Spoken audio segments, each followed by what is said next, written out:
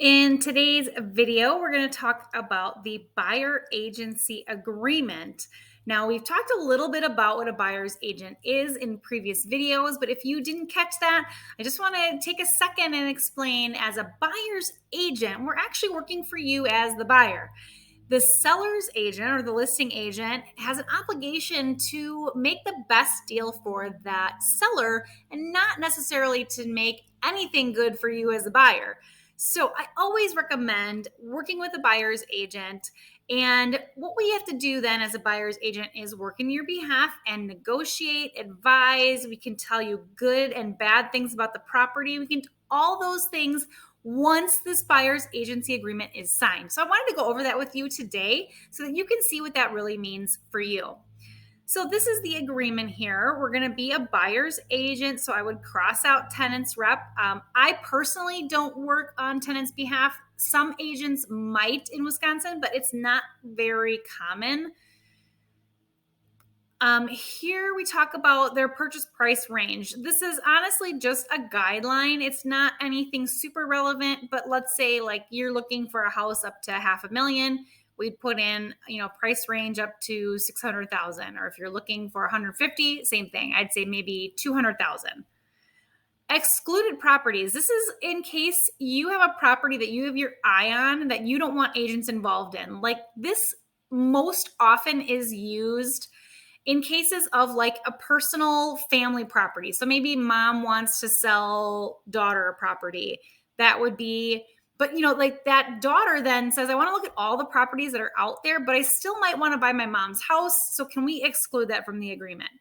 Yes, absolutely. Here's where we would list the exclusions. This is not that common, but this is where you would do that. And then it does talk about how long that exclusion is going to last. So, let's say that we're only going to exclude it for 3 months because you need to make a decision or move on, right? This is another property is excluded up to a certain time frame. They're very similar in here. Compensation, this is a big thing here. Obviously, when a home is listed on the multiple listing service, MLS, the seller is already agreeing to pay the listing and the buyer agent's fees. So me as a buyer's agent, I then go to the listing agent and said, well, you offered to pay me this amount in MLS, so I'm collecting my fee on the behalf of the buyer. So here I generally write in as my commission. It's going to be 2.4% or whatever is listed in MLS. Sometimes MLS will offer me 2%. Sometimes they'll offer me 3%. So I'm going to take whatever they offer. And I personally don't charge the buyer anything extra. Some agents out there will charge that 2.4 or 3% no matter what, and the buyer has to make the difference. So in my case, I just say 2.4% or whatever is listed in MLS. Now, the only scenario where the buyer may end up having to pay my fees is if we sign a buyer's agreement and yet they want to purchase an off-market property. I would still be involved because we have this buyer agency agreement. This agency agreement does not only apply to properties in MLS. It applies to any property the buyer purchases. So if you're going to purchase an off-market property, let's say you see something on Facebook Marketplace and you want to go look at that property, you would connect with me as the buyer's agent. I would then connect with that seller and negotiate on the terms with the seller to see if they could pay for my commission. If they agree, great. If they don't, it is still up to the buyer to compensate me for this transaction. So if you are a buyer and you have a buyer's agency agreement with me, which I do require because I'm out there working hard for you and I'm trying to find you a property. And let's say we went to see 100 properties together and then you happen to find one by yourself. That's really hard for us as an industry because number one, I still want to negotiate and work that offer to be in your best interest. You going directly to the seller may not get you the best deal. Part of why you hire a buyer's agent is because they know how to make it a successful closing and get you the best deal out there. So I'm going to negotiate on your behalf. And if that for some reason doesn't work out, then we would work out a deal to cover our compensation. Commission is earned once you have acquired an interest in a property, that means an accepted offer at any term and price acceptable to owner and buyer. Commission is due and payable either at closing or the date set for closing, even if the transaction does not close otherwise, unless otherwise agreed in writing. Sorry. Basically, they're saying that we earn our commission at a successful offer, and we get paid at closing or the date set for closing. Generally, this is more so in the case of a seller. But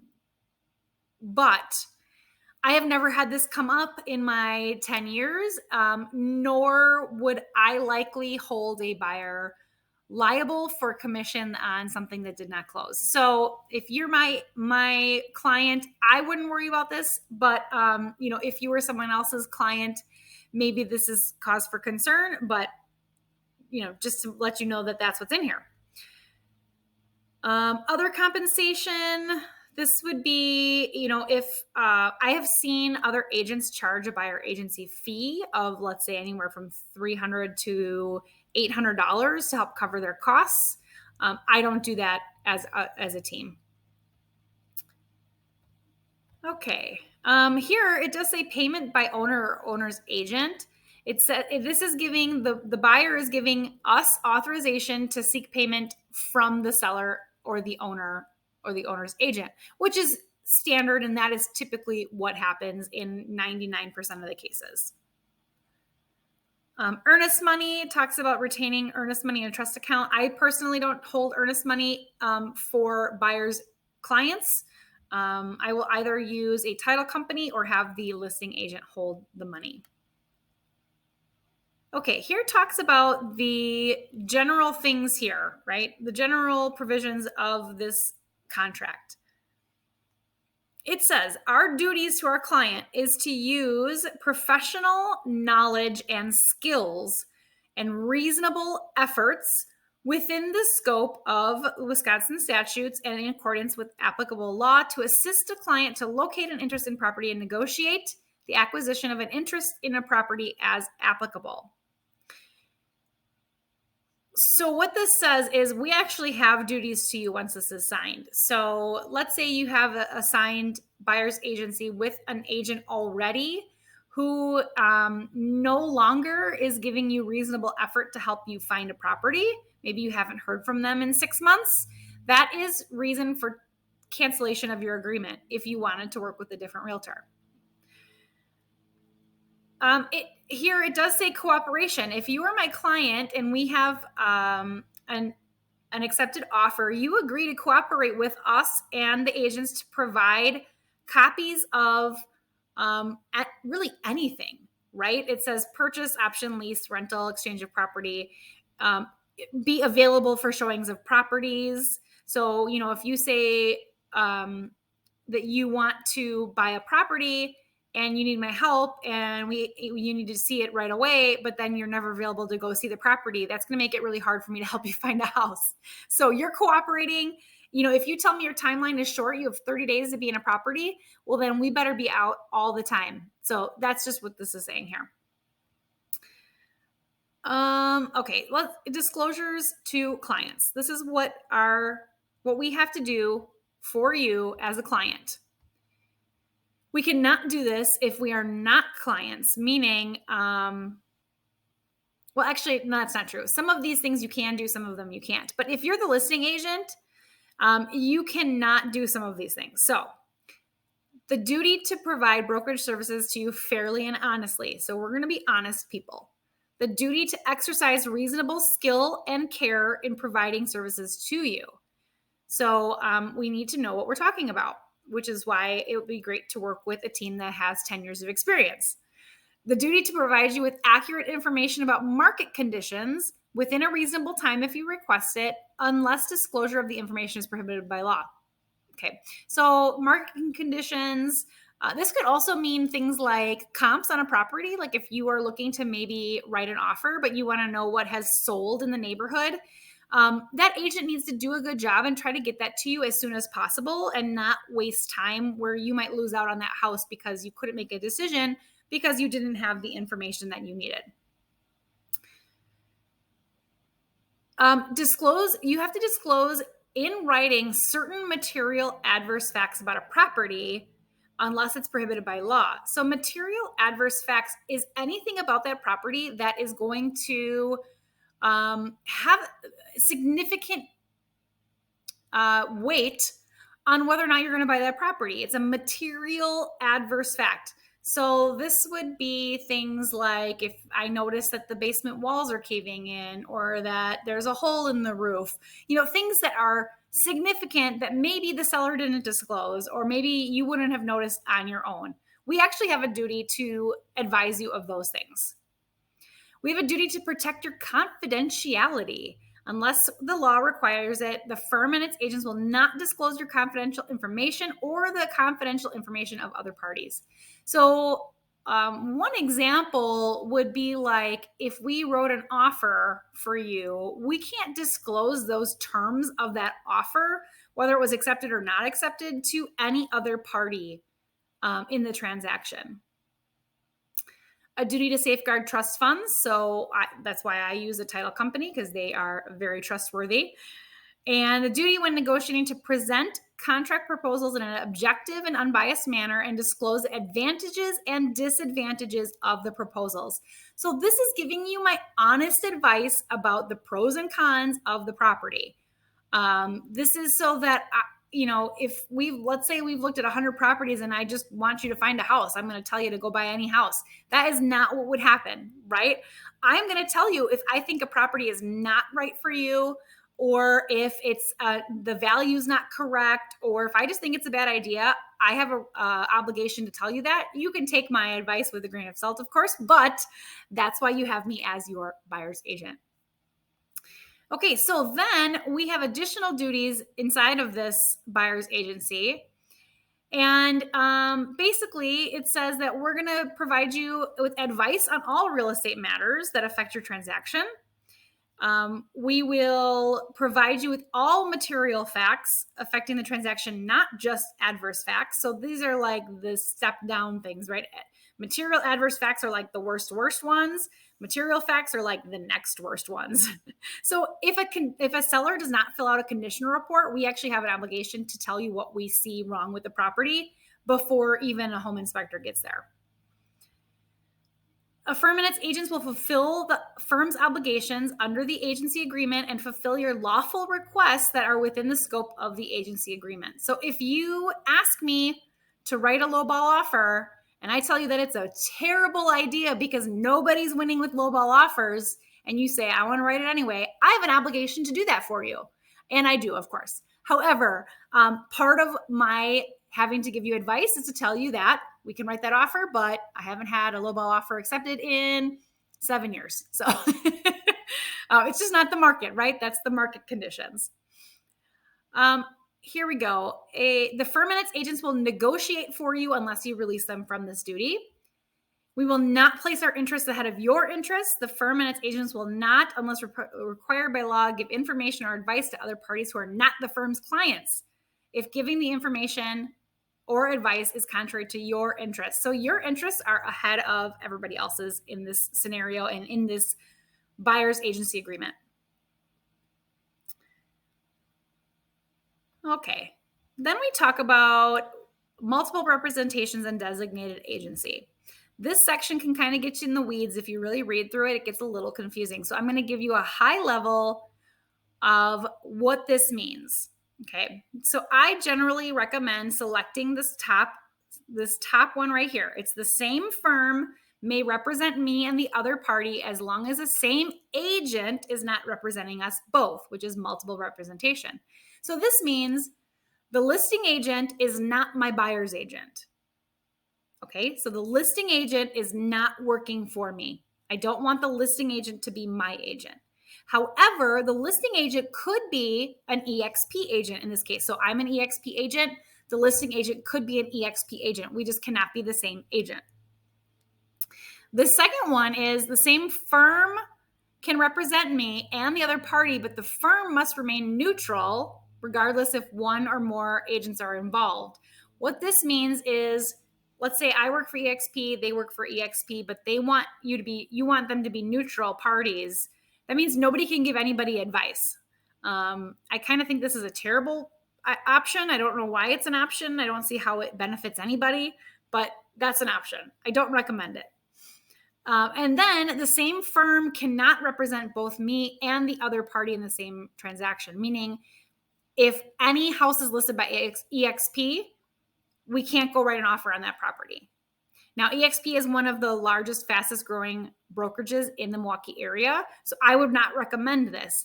I don't know half of the agents in EXP. So, if you're worried that we're sharing confidential information, it just doesn't happen like that. Unless you were maybe my teammate, that could be maybe a conflict of interest. If it was one of my team, maybe. But I would most likely, if you were worried about that, we would have a different agent take the other side of the transaction. So that's why I don't recommend the second two options. You can obviously select any that you prefer, but the top one just means that I have an agent, the listing agent has an agent, and I don't care what company they work for.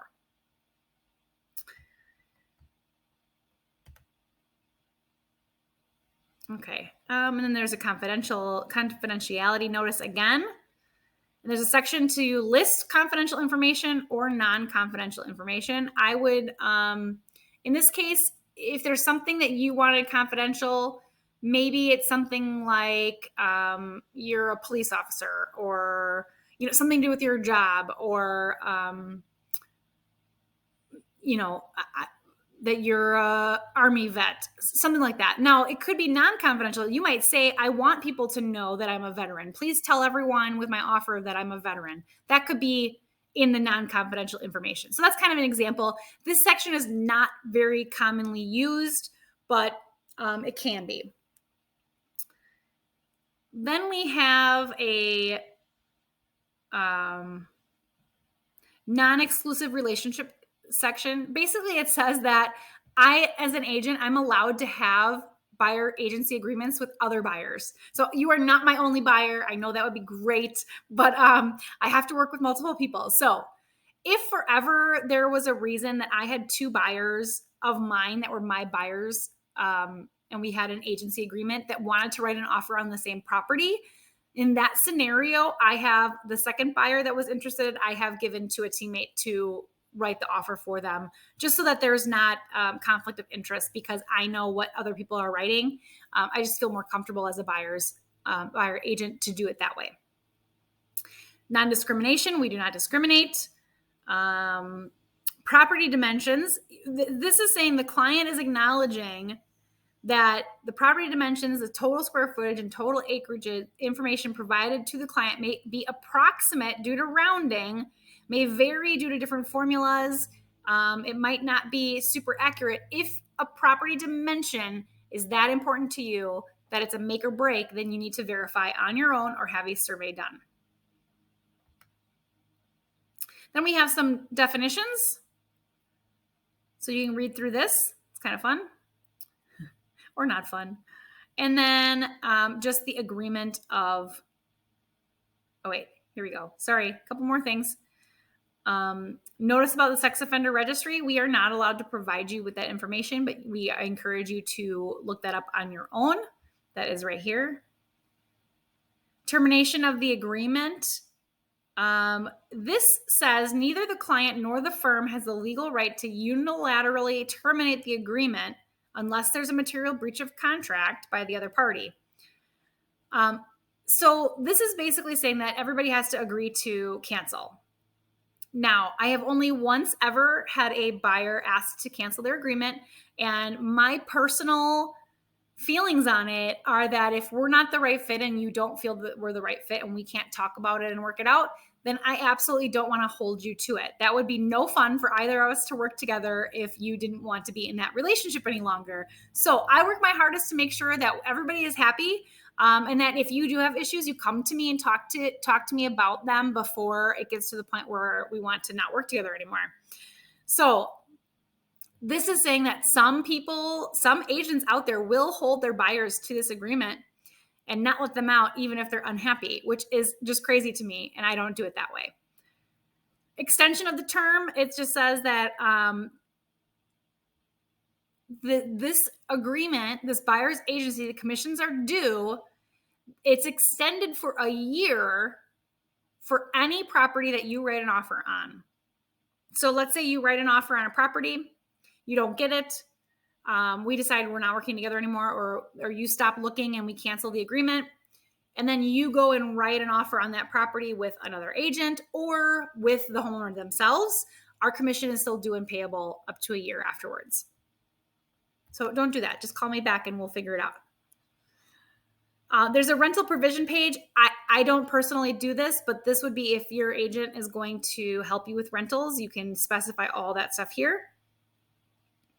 And then the last page is just how are we going to deliver documents and written notices. I pretty much always just use email. So we'll have each other's email here. And then the date of how long this is good for. I recommend, doing at least a 6 month to a year term. As long as you know, like, and trust your agent, this shouldn't be a problem. But I mean, if you want to just try somebody out, it could be a month. You also could make it for one property. So there's some options there as well. And then sign and accept. So hopefully this buyer's agency, now that we went through it, is not scary anymore. It is really to protect everybody. It is to be able to provide services to you that I can't provide unless we have an agency agreement, like the ability to negotiate on your behalf, give you advice about the market, give you advice about the home itself. That if I don't have an agreement in place and show you a property, I work for the listing agent and cannot do that. So please sign a buyer's agency as soon as possible so that we can go start looking at homes. And if you have any further questions about this, feel free to reach out and we can talk about it some more. Thanks so much for watching.